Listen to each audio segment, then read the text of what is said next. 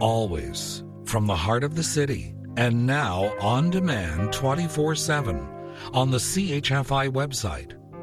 This is the soundtrack to a dangerous obsession.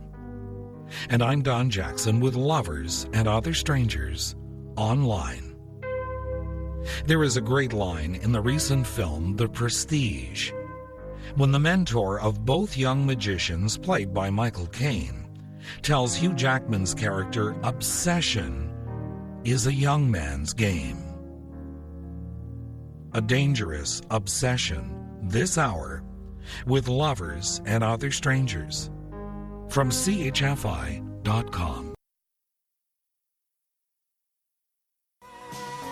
Lovers and Other Strangers Online from CHFI.com. Berlin to Take My Breath Away and Phil Collins, Against All Odds.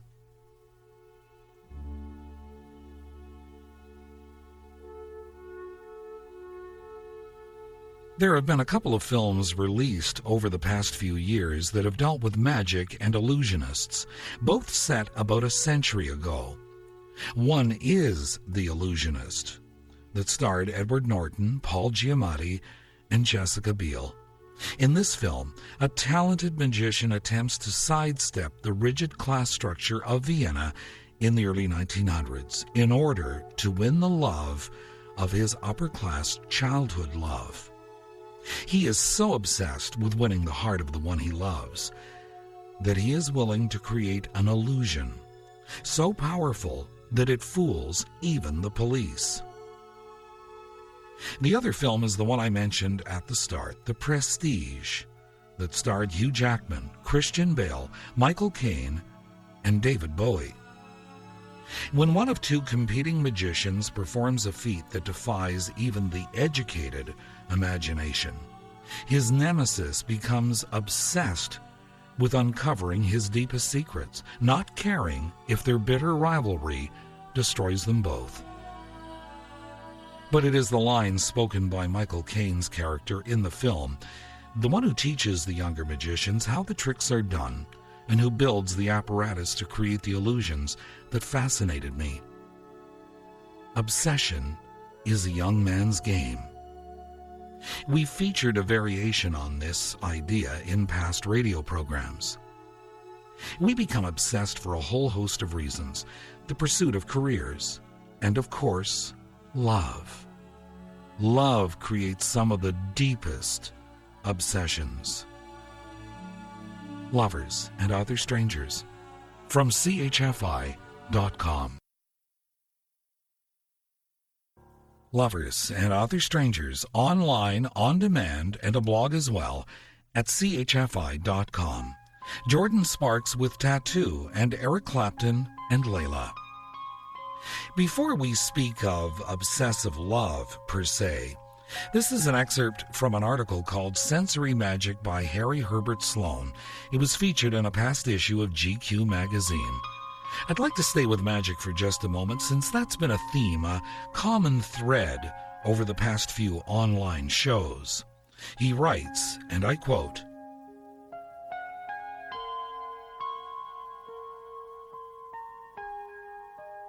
"Hard times have fallen on ancient forms of wizardry. Back in the days of the Roman Empire, the augur used to predict the outcome of decisive battles by looking into the entrails of wild beasts. Now he's a statistician who sits in a think tank and calculates percentages. And Cassandra, the soothsayer femme fatale of classical Greece, currently writes a syndicated astrology column. But there's still some magic afoot. Alchemy, the medieval science of changing base metals into gold, is alive and well. Of course, what the Middle Ages called science, we call aesthetics, and the practitioner of transformation is now referred to as an artist. Metamorphosis seems to be an ongoing human fascination. Thus, the Sphinx, which is bird, lion, and woman all at once. Daphne, who was transformed into a tree while being chased by Apollo. And Kafka's hero, who wakes up turned into a cockroach." Unquote. Speaking of transformation. Lovers and Other Strangers from CHFI.com.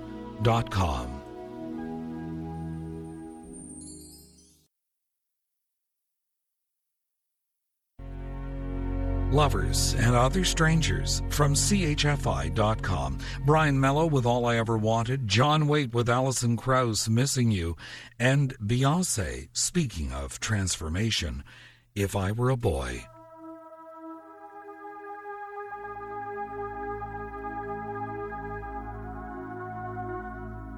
He opened a shutter so that the light fell directly on my face. Now, look at me. I turned my head and looked at him over my left shoulder, his eyes locked with mine. I could think of nothing except how their gray was like the inside of an oyster shell. "Greet," he said softly. It was all he had to say. My eyes filled with tears I did not shed. I knew now he was going to paint me. Unquote. An excerpt from Girl with a Pearl Earring by Tracy Chevalier. It was featured in the Quality Paperback Review, the Summer 2000 edition. In that review, and I quote, "The young woman in Vermeer's mid-career masterpiece, Girl with a Pearl Earring, looks out at us through the eyes full of mystery. What is she seeing, hoping, remembering?" Tracy Chevalier has set herself to imagine an answer. The result is a novel.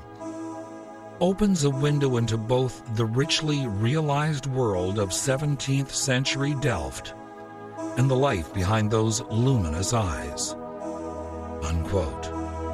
An obsession with the painting that has become a masterpiece. But love seems to be the one true obsession. We'll explore that in a few moments with Lovers and Other Strangers from CHFI.com.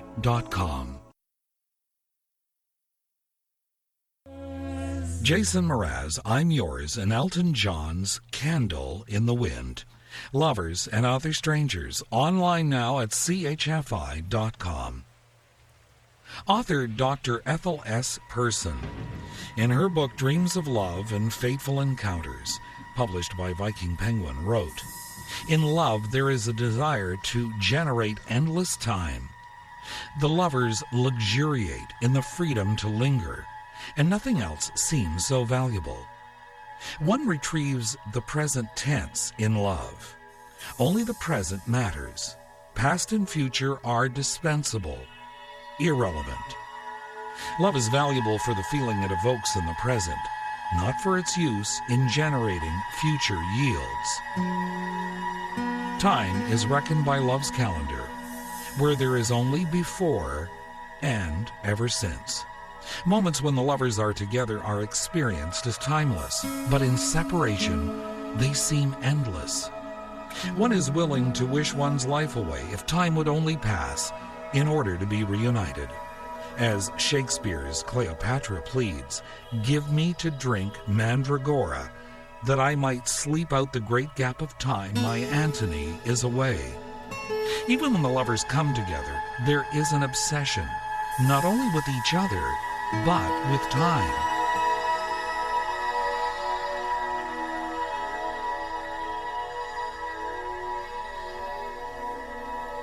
Promises are cast in terms of future assurances that the love will last forever. The specter overshadowing love is the fear that it will end." Unquote. Dr. Ethel S. Person, from Dreams of Love and Fateful Encounters. Lovers and Other Strangers, from CHFI.com. The King, Are You Lonesome Tonight? Bryan Adams, Why Do You Have to Be So Hard to Love? And Hall & Oates, and She's Gone. Lovers and Other Strangers, online at CHFI.com. Alan Loy McGuinness, in a section of his book The Romance Factor, published by Harper and Row in New York, and Fitzhenry and Whiteside here in Toronto, said, and I quote, "Because romance is such a gossamer topic, what Henry Fink calls a tissue of paradoxes, some scholars take a rather dim view of it. One psychologist, having fed a mountain of data into her computer, emerged with the not-so-startling announcement that romance wears off after 18 to 36 months. Some scholars refer to our romantic obsessions as pathological and tell us that it was all an invention of the Middle Ages. But men and women fell in love at earlier times and earlier places than 12th century Europe. It was Helen's face that launched 1,000 ships. And when Jacob worked 7 years for Rachel's hand, the years seemed to him but a few days because of the love he had for her. Passionate love has made the world go round for a long while." Unquote. Alan Loy McGuinness, in his bestseller, The Romance Factor. He goes on to write, again I quote, "Of course love is fleeting. The poets have been telling us that for thousands of years. But it is as perennial as the grass. And it has been the source of too much beauty, produced too many sonatas, and inspired too many sculptures for us to contemplate life without it. Rather than dismiss passionate love because we do not understand it, we should set ourselves to study assiduously any emotion that is capable of inspiring a building like the Taj Mahal or an erotic poem like Solomon's." Unquote. Dr. Alan Loy McGuinness gives us one quote from that very famous poem, but I've picked out another example.